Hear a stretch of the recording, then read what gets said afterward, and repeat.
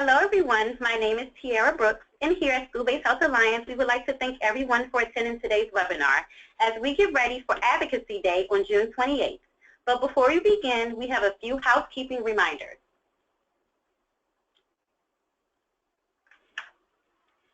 First, please help us with our attendance count. If you are viewing as a group, please go to the chat window in the question box and type in the name of the person registered and the total number of additional people in the room. For example, Tammy Jones +3. This will help us with our final attendance count. Also, all attendees are in listen-only mode. However, we want to hear your questions. To ask a question at any point during the webinar, please use the question box located in your GoToWebinar control window. We will address questions following the presentation.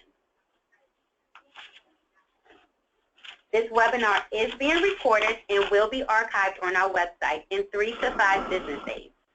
Please also visit School-Based Health Alliance for additional archived webinars for topics such as the ones you are viewing on your screen. Now I would like to introduce our presenter today, Suzanne Mackey. Suzanne joined the School-Based Health Alliance in March 2014 as a policy analyst. In this role, she is responsible for federal, state, and local school-based healthcare center policy research, analysis, and advocacy. Suzanne's background in federal public health policy and advocacy includes previous work with the National Coalition of STD Directors and the AIDS Institute. She received her Master's of Public Health degree from the George Washington University and a Bachelor of Arts degree from the University of California, Los Angeles. Thank you everyone again for attending. I will now turn it over to our presenter, Suzanne Matthew. Good afternoon, everyone, and thanks for joining this webinar today. As many of you know, every 3 years we hold our annual convention in Washington, D.C., and as part of this, we organize an Advocacy Day on Capitol Hill. This year, Advocacy Day will take place on June 28th. Some of you on this call today might be completely new to this experience, and some of you may be seasoned veterans of our Advocacy Days. My goal is to provide everyone an overview of the process, how to prepare, and tips for a successful meeting. I lead our federal policy work here at the Alliance, and a big part of that is advocacy on Capitol Hill. I've always found that no matter how prepared I am, how many facts and stories I have to share with policymakers and their staff, the best advocates are always the people in the field. You have everything you need to be a powerful advocate and to tell the story of school-based healthcare in your community, and there is no one better to tell that story but you.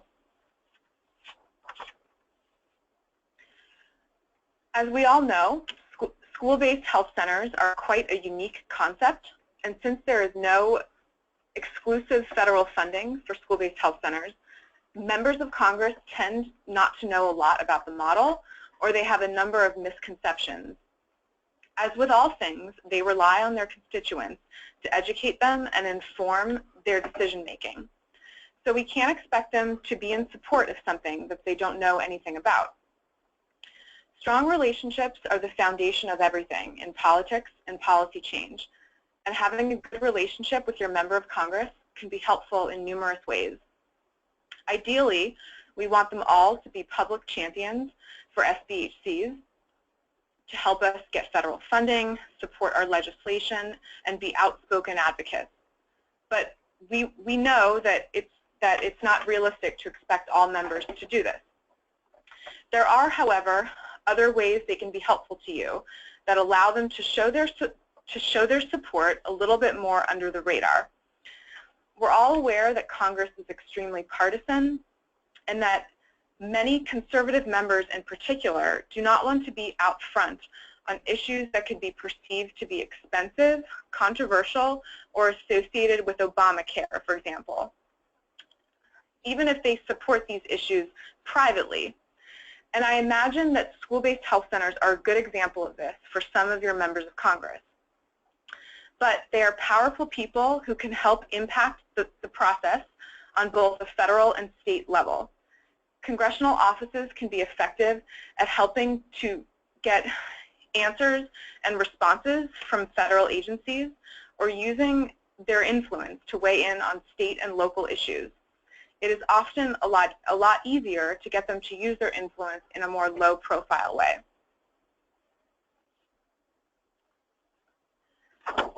A key way of starting a relationship and building the foundation for making your member of Congress a champion for school-based health centers, either loudly or more quietly, is to coordinate with their office to arrange a site visit of their local school-based health center. We all know that seeing is believing with SBHCs.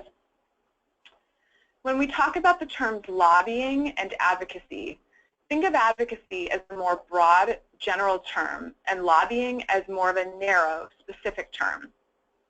It is not lobbying in a legal or technical sense to talk to your lawmakers or their staff about the state of school-based healthcare in your community. An activity becomes lobbying when two things occur at the same time. First, you have to be there in a meeting to discuss a specific piece of legislation, and you also have to give your point of view on that legislation. Some people believe that nonprofits and government employees are not allowed to lobby, and while there are limits on this, you can probably do a lot more than you think. For nonprofits, there usually are limits on the use of government funds to lobby, but that does not apply to the rest of your organization's budget. And if you are a government employee and have been told you cannot lobby, there is nothing restricting you from participating in a more general advocacy and educational meeting. You just can't be the one in the meeting to provide an opinion on a specific piece of legislation. And lastly, it's important to remember that your policymakers work for you. And I think personally that part of working in school-based healthcare requires us to be our own advocates. We are simply too narrow of an issue to not be. So hopefully you have all heard by now from us that we have a federal school-based health center bill. It was introduced in both the House and the Senate in late February. We worked very closely for months with Senator Stabenow from Michigan in developing this bill. Most of you probably know that Senator Stabenow is a longtime champion of school-based health centers. She was responsible for the inclusion of the $200 million in construction and renovation funding for school-based health centers in the Affordable Care Act. Since the bill was introduced in February, a handful of House members have signed on as co-sponsors, and we are continuing to work on gaining additional co-sponsors, but we really need your help during Advocacy Day in June. The Hallways to Health bill is our big federal ask for Advocacy Day this year. The bill has several key components. It will strengthen payment from Medicaid and CHIP by requiring states to guarantee reimbursement to SBHC providers for services covered by Medicaid and CHIP. It makes several technical improvements to the school-based health center authorization that was included in the Affordable Care Act but never funded. It provides support for state-based technical assistance. It authorizes grant programs to expand the utilization of community health workers and telehealth services, and it designates SBHCs as federal safety net and essential community providers. We will provide additional information on the bill to prepare you for your meetings, including a one-pager and a section-by-section analysis. It's really intended to be a broad-reaching type of vision bill, and while we want as many co-sponsors on the bill as possible, we also know that the bill itself is too small to advance as a cohesive bill. So rather, we're looking for strategic opportunities to advance certain components of the bill. But it is important that we have as many co-sponsors on as possible because it really shows strong federal support from Congress. And we want to have a large group of co-sponsors because these are the people that we're going to look to find opportunities and lead efforts to advance components of this bill in larger vehicles that are moving forward.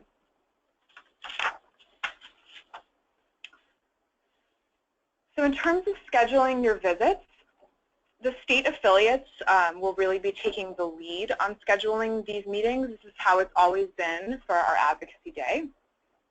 By the end of this week, I will send instructions to leaders from each of our state affiliates, state associations, and emerging state affiliates on how to contact their members of Congress and schedule their visits. And I will also provide a suggested list of priority offices to meet with, especially for the larger states who have a lot of members of Congress, and realistically you're not going to get to meet with all of them. So I will send a list of who I think are the priorities. We here at SBHA will maintain the master list of meetings that will be periodically updated and available on a dedicated web page of our website that will be completely dedicated to our Advocacy Day. It's not up yet, but it will be up very soon. And we will keep state leaders informed on who has registered from their state so that they can coordinate who is going to attend these meetings, and that they'll know who's coming and they can assign people. For states where we have no formal affiliation or state association, we will reach out to people as they register from that state, and we will help them coordinate their meeting scheduling and also connect them to who else has registered from their state. We will also assign School-Based Health Alliance staff to join on these visits as well, and especially for those folks who are newer to this process and would really like to have a School-Based Health Alliance staff person accompany them on these meetings, we'll make sure that that happens.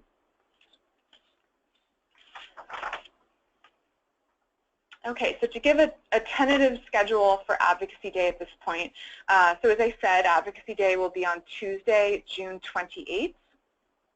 We will kick the day off with a rally at the Convention Hotel, which will feature some of our youth advocates, staff, board members, and leadership fellows.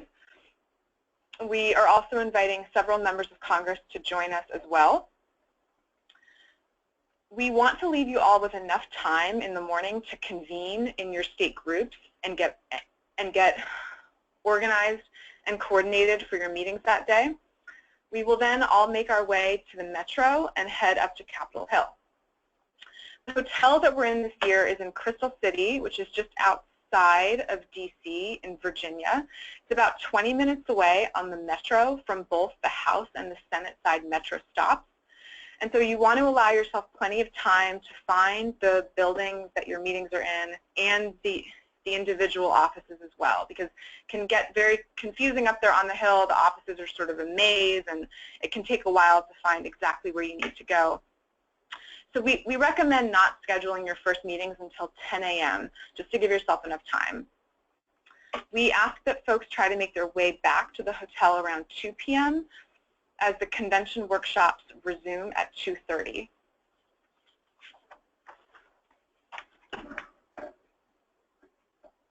So as I said, Crystal City, which is where our hotel is about 20 minutes away on the Metro. We will provide Metro cards in advance to state leaders along with visit folders for your meetings. If your meetings begin on the Senate side, and Tiara, if you just advance a couple times, and we'll highlight the different offices. So if your meetings start on the Senate side, you will want to take the Metro to Union Station, which you can see at the top of this map. The Senate buildings, which are circled, are Russell, Dirksen, and Hart. So your Senate meetings are going to be in one of those three buildings. And they're about a 5 to 10 minute walk from the Union Station Metro. Once you get to your buildings, it can take another 10 minutes to actually find out exactly where you have to go. So you want to make sure you give yourself enough time to do all that.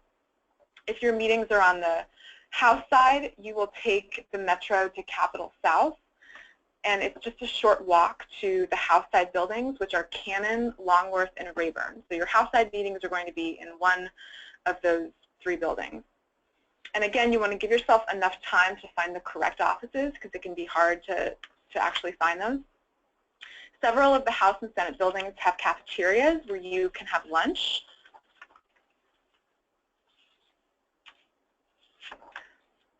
All right, so preparing for your meeting.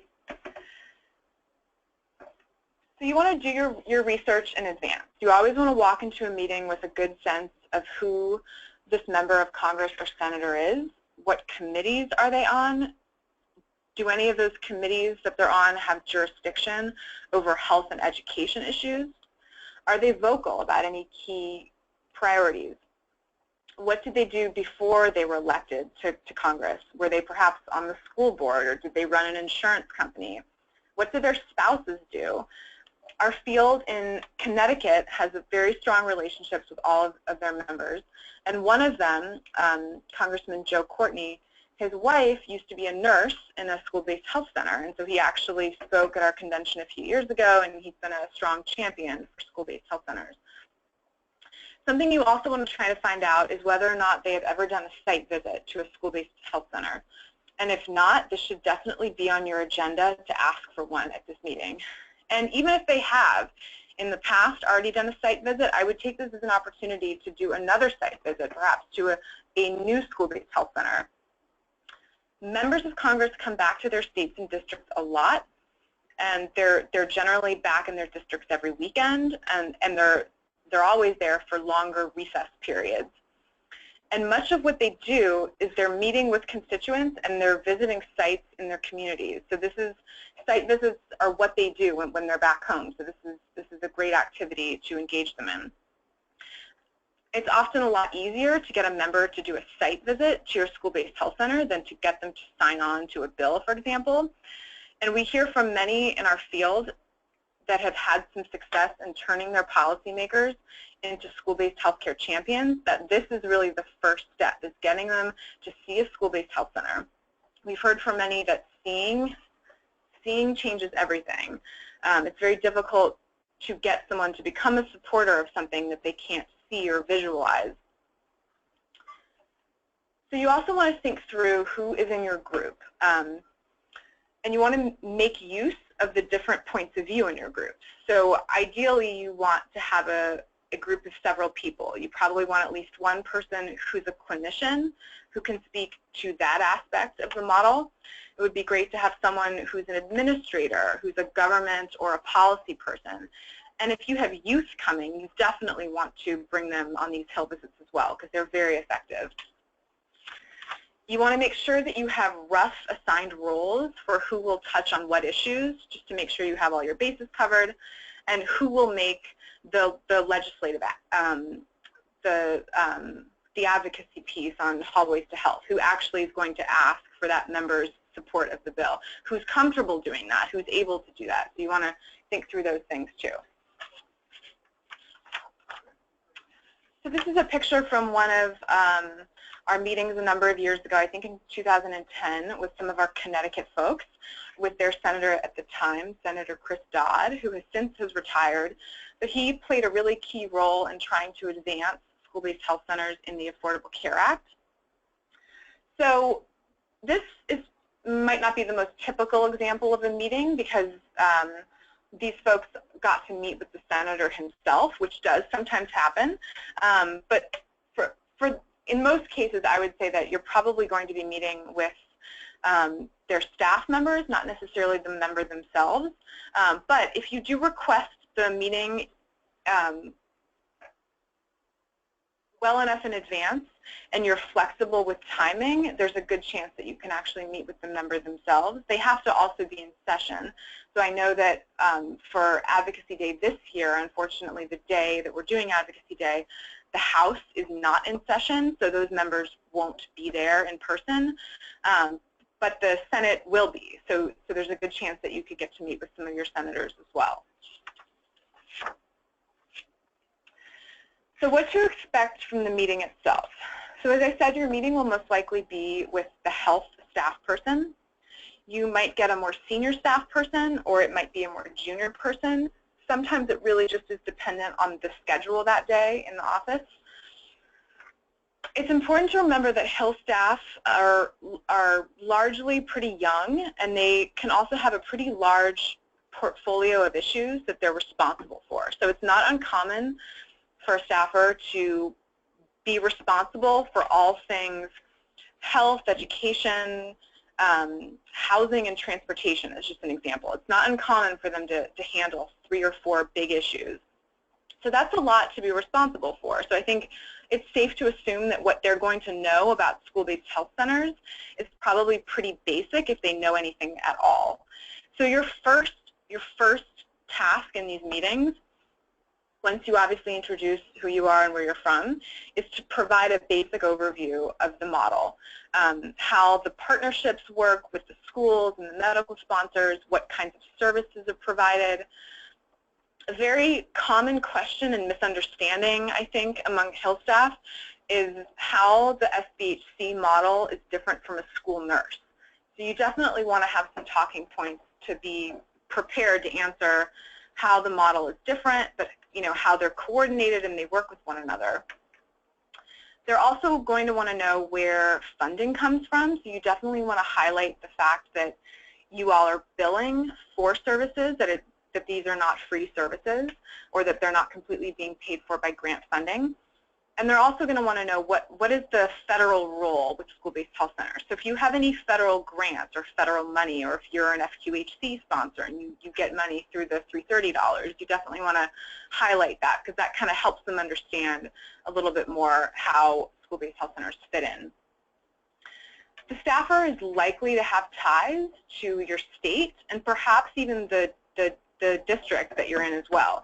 So they should be generally familiar with the area, some of the major health and community sponsors and partners. Even if they're not from that area or district, they've probably gone on site visits back there, so they should have a general sense of where you're from. You might be in a meeting with someone who's really engaged and is asking a lot of questions, but you might also get stuck with someone who's had a really busy day and doesn't necessarily seem engaged or have a lot of time, and you have to just kind of be flexible and go with the flow. You might also be in a really spacious conference room, or you might be standing in a hallway because there's not enough room and there's small offices. You can still have a successful meeting even in a less than optimal context in terms of space and time. The important thing to remember is to relax, to stay on message, but to be flexible with where the conversation takes you and what the staffer shows interest in. Be prepared that you might only have 15 minutes. Hopefully you have more like 30, but you want to make sure that you have your talking points prioritized so that you can get your key messages out in a short amount of time. Definitely you want to remember to take a picture of your group and a staff person who you meet with. And I will say that even staff people who are not, in my experience, who are not very engaged or necessarily seem all that interested, they're very polite. And this is part of their job. This is a huge part of their job, is meeting with constituent groups all day long. So don't feel like you're an imposition on their time or anything, even if they seem like they're short with time. If you do plan on bringing a large group, and I would consider a large group more than 4 people, I would definitely discuss this with the staffer when you set up your meeting. If they know that a big group is coming, they can usually make arrangements in advance and make sure that they have a larger conference room to accommodate people. But if they don't know that you're coming with a big group, it can definitely be challenging to accommodate all those people, and they generally don't appreciate that. So think about your group size as you schedule these meetings and make sure that you communicate that to the office. So this is kind of what we think of as being a good rough outline for your meeting. So as I mentioned earlier, you want to first take a step back and provide a basic foundation of the school-based healthcare model. Some staff may be well-versed in the model, but you want to make sure first, before you jump into things, that you get a sense of where they're at in terms of their understanding so that you're all on the same page. Your primary objective in this meeting is to tell your story of school-based health centers in your community. What is the impact of SBHCs in your community? What are the needs that the school-based health center is addressing? I would also say that you definitely want to incorporate facts and data. Stories, I think, are even more powerful and really help paint a picture. So I would say weave them with facts and data, because I think that those two things make for a really compelling message when you have a powerful story and compelling facts and data, but I think it should be a good balance. So I think I would also say it's good to have a few go-to talking points on some different topics. These topics could be health education or mental health, oral health. If there's another focus area of your school-based health center that you want to highlight, but I would definitely have a few go-to talking points, because you never know what the staffer is going to have a specific interest in and might want to talk a lot about.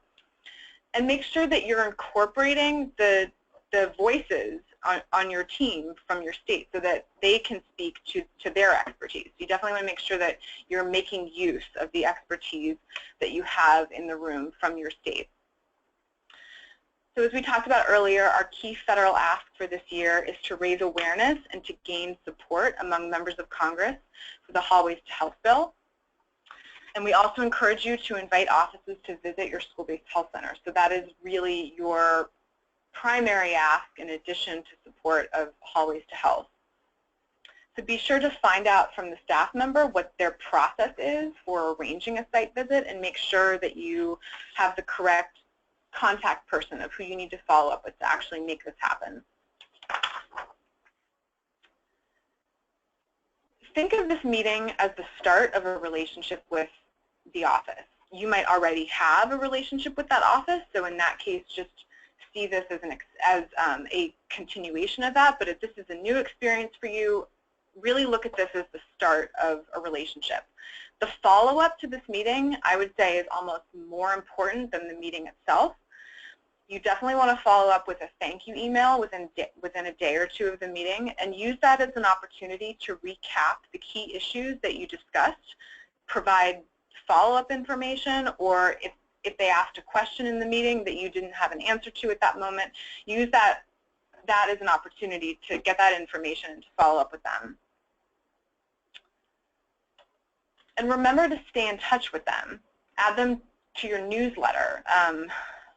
Update them on your state or local successes. You definitely want to keep them in the loop and keep them posted on what's happening with school-based health centers in their communities. They have so many competing interests that are vying for their attention on a daily basis, so you want to make sure that you're staying on their radar with regular communication, because one day something will come up that's related to a school-based health center, and you want that staff person to think of you as the key resource and to reach out to you, because they'll know by now that you are that key person in their community who they can call on for questions around school-based health centers.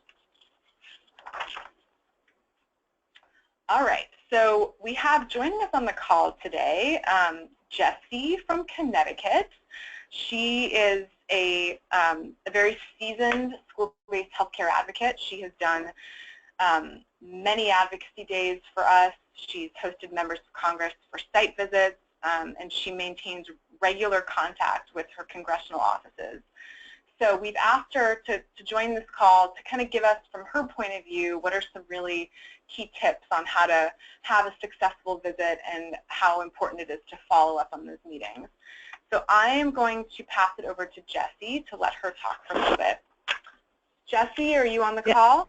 Yeah, yes. Can you hear me, Suzanne? Yes, I can hear you. Wonderful. Well, thank you so much. I appreciate the opportunity to be able to share some ideas with all of those that are on the call. Suzanne, can you advance to the next slide, please? Thank you. So we talked about, some of the things that I'll be saying to you will be similar to some of the things that Suzanne talked about. And they absolutely come from having gone on a number of Hill visits over the years. So the first thing I'll reinforce is that idea of generally, if you can keep your size of your group to around 3 people or so, that does fit. It is true that some of the offices are really tight and tiny. Others have a conference room, and if it's available, you often can use it. Wear comfortable shoes.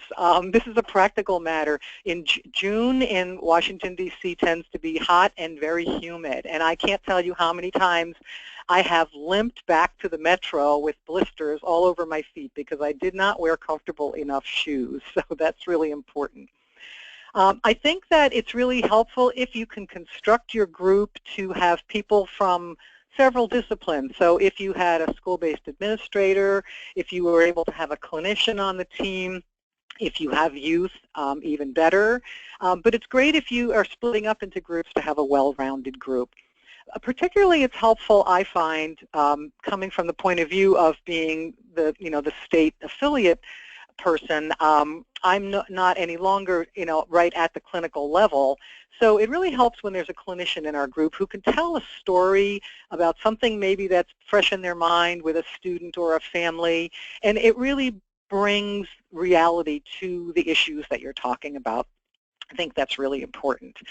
I like to prepare a simple one-page fact sheet about what's going on in our own state and have that available with contact information if it's, from my office, how they can reach me for more questions, if they have questions or for more information. And also putting that into the packet that we receive from the School-Based Health Alliance. It's also really helpful to bring business cards. One of the first things that most of the staffers do is that they pass you out their business cards. So you want to have one as well. Or, put it right inside of the packet if you can. Again, I think it's really one of the things that's the most awkward. Suzanne mentioned in her slides that sometimes it can be a stiff conversation, and lots of times it's not. But it can be a little stiff or even a little quiet. So you need to identify one person in your group. This is, from my experience, I think very helpful. Who's the person who's going to start off the conversation if it's kind of an awkward meeting? And if you have some real key talking points for yourself, and I like to have them written down really clearly for myself so that I can begin if I need to. And keep it really short with just kind of bulleted points about what you're talking about. Either, I often ask the person right off the bat, after thanking them for seeing us, have you ever been to a school-based health center? And if they haven't, then you've got to give them the, the SBHC 101 talk. But it has to be brief, and it can't be a big, long narrative because you just aren't going to have that much time. And so if you can discuss with your group ahead, who will start off, who will tell a story, if they can, about something that happened in the school-based health center, and what are the key points you want to emphasize about the school-based health centers in your area. And that's really important. But do try to keep it as focused as you possibly can. Again, I agree with the idea of taking a photo if possible. They do seem to like that. The last time we went, oops, sorry, I just advanced myself accidentally. We were able to take a lot of pictures with every congressional office that we went to. And it was great because then we were able to come back and, post it in our social media and so on. I agree with Suzanne that follow-up is really important. Sometimes I actually try to, when we get back to the hotel that evening or early the next morning, just to send a really quick thank you note right away. And I notice that people respond, the people that we met with respond to that because you and what you brought to that visit is really fresh in their mind. And again, did I mention to wear comfortable shoes?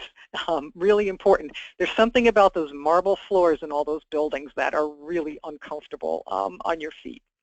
Next slide, please. Okay, so I'm looking at my notes as opposed, we're looking at photos, Suzanne, are we? Okay. So I think what you're seeing are some photos of some congressional offices that we visited when we were at the Advocacy Day last time. I'm going to flip back and forth just so I can make sure I'm in the same place you are. Okay, good. Okay. So I think that the follow-up is really, really important. But before I go on to that, I just want to go back to the fact that inviting a staffer who or the legislator who's never been to a school-based health center, asking them to let you know when they're going to be in district next time, And telling them that you would love to bring them to a school-based health center is really, really important. Suzanne used some language before that I received as feedback from one of Senator Chris Murphy's staffers who came to a school-based health center in our state. And he emailed me that afternoon and said, I just got back from the site visit, and thank you for arranging it, and seeing is believing. He said, now that I saw a school-based health center, I really understand what it's about. And we've been able to really build on that relationship. So it is really important to invite them, and if you can get them to come out, it's just a huge plus. So you do want to follow up afterward. Sometimes they will ask you information, so it helps if you have something to write on, take some notes, because you won't know the answers to everything, and that's okay. You can't know everything, or it might be some data that they're interested in that you can provide when you get back home. But that's really important. And I like to send them local updates every once in a while. Like if I really feel like I clicked with a particular staff person, I like to just send them an email to say, just wanted to let you know that, this is going on, or we've been working on this issue, and we're really excited about it, or there's a new site opening somewhere, whatever it is. But periodically, I just like to give them a little informal email, keeping them abreast of what we're doing in our state and the successes that we're having. And that really helps a lot. Next slide. All right, thank you, Jessie, so much for your input. You're very welcome. My pleasure. Yeah, and if you could I'm just going to wrap up a little bit, and then we'll do some Q&A. So if you could stay on the call for us, because we might have some questions for you. Okay. Well, yeah, that would be great. Will you mute me, or should I mute myself? You can mute yourself. Okay. The way you have. Okay. Thanks. Mute myself. Okay. Thank you.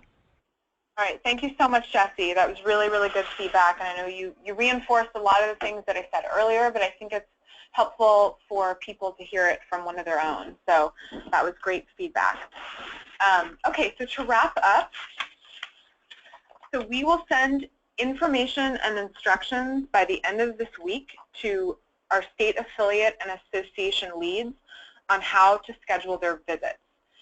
So we're going to maintain a master list of meetings that we will periodically update and make available on a dedicated web page for Advocacy Day on our website.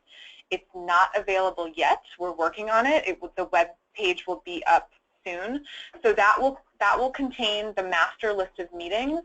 So the state affiliate leads will schedule them, and then they will keep us posted, keep me posted once these meetings get scheduled. Then I will update the master list of visits and make that publicly available so that everyone can see what meetings are starting to be scheduled.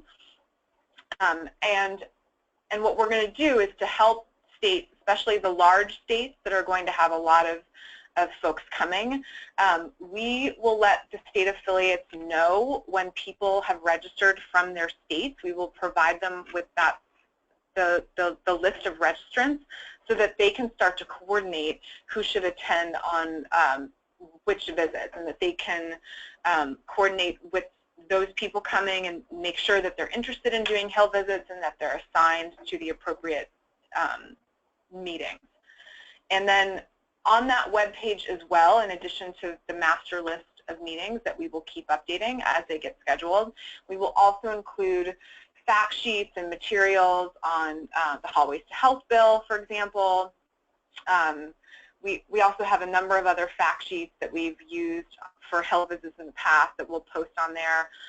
So you will have all that information in one place so that you can look at those things and help use them to plan your visit.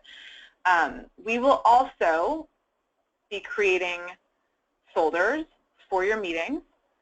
We will not be creating folders for all individuals who are going on visits. We will create one folder for each Hill visit that you've scheduled.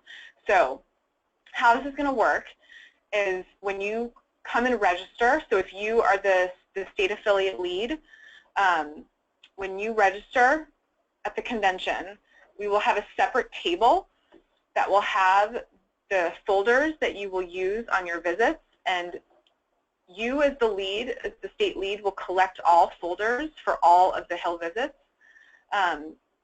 And you will be responsible for convening with your state people and making sure that the leads of all those meetings have a folder. So if you're not going on all the visits, if you're the state team lead and you're not going on all of the meetings that your state is doing, you have to make sure that those folders get to the appropriate people. We will put our information in those folders. So we will have information on Hallways to Health, we'll have information on federal school-based healthcare stuff, but you should plan to bring your own state information or your local information that you want to use on individual visits. I also want to remind people that we are not doing t-shirts this year.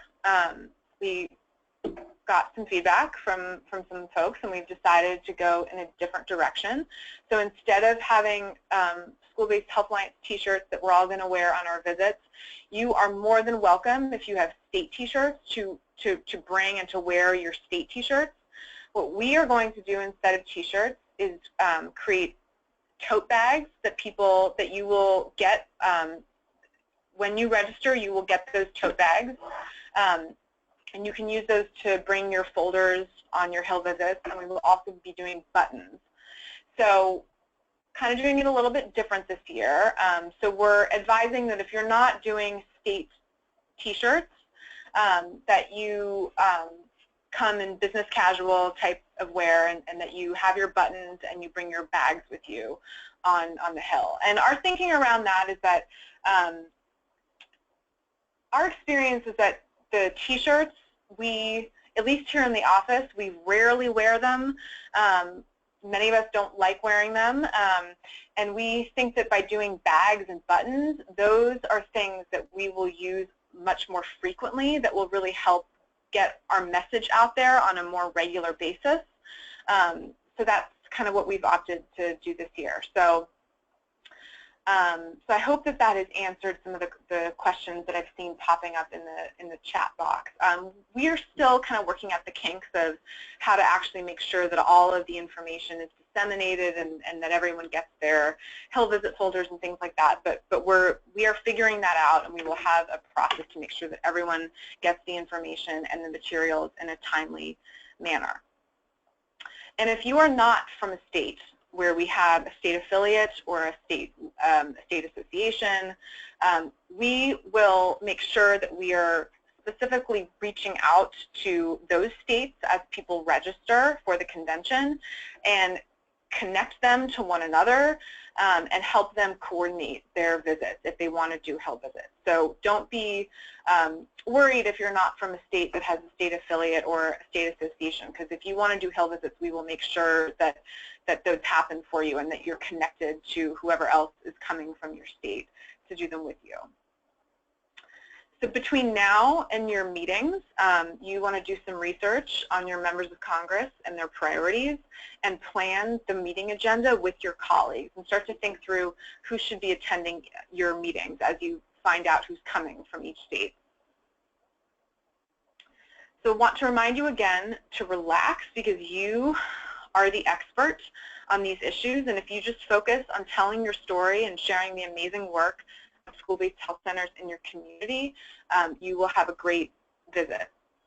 Don't forget to publicize your visits on social media, as Jesse mentioned. Tag your members of Congress. They're all on Twitter and Facebook, and tag School-Based Health Alliance. And I've included our Twitter handle there.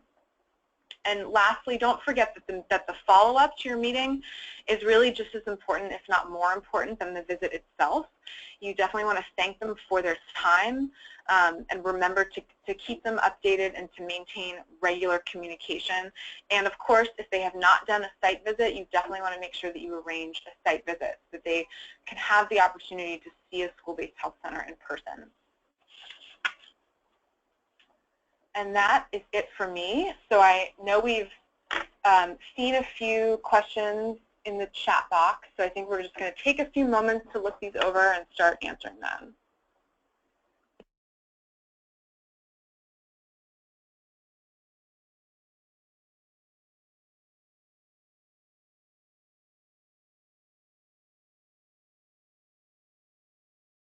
Okay, so I see a question from Lisa in California. I hope I answered, Lisa, your first question about the web page and how we're going to get information to you all about who's registered. We will, so the master list of visits, we will include, we will list them out by state, and then obviously the time that they're scheduled for, who the staff person is with, and the location of the meeting. And then you all on your end help to figure out who should attend those meetings. And then we will let you know if people register from your state on a periodic, I don't know, we'll do it weekly or bi-weekly, we'll let you know so that you can help to connect with them and plan for who will attend each meeting. So with the visit folders, so our plan is that when people come to register, so when they first get to the hotel for the convention, we will have a table right next to the main area for registration where people can pick up their visit folders, so that you'll have an opportunity to look them over and to add any state materials or local materials that you want to include on your visits. So for the slides for this presentation, so we are recording the webinar, and we will it will be available on our website in a few days. We'll send that link out, and then I can also send out copies, a copy of the slides themselves to everyone who's registered, if that's helpful. So I think I've answered all the questions. Do we want to open it up for any other questions? Unmute people. All right, so we're going to see if we can unmute everyone. So folks, let's have any other questions. Ask. Okay, all right. I think so Tiara is the webinar expert. She's telling me it's too noisy to unmute everyone. So if there are any more questions that I didn't get to, if you want to just type them in the chat box, that would be great. Or if not, feel free to reach out to me. I don't know if my email is on here anywhere, but my email is smackey, S-M-A-C-K-E-Y, @sbhforall.org, and I'm happy to answer any questions. And please stay tuned, because we will be providing more information on Advocacy Day in the coming weeks. And if you are a state leader, a state affiliate, association leader, we will be sending you an email by the end of this week with more information and instructions on how to set up these meetings.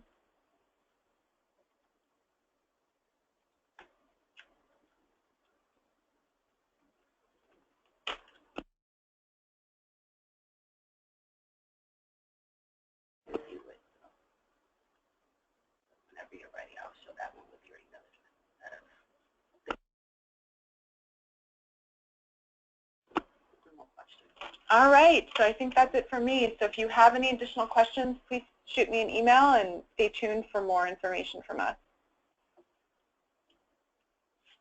Thank you, everyone. Thank you.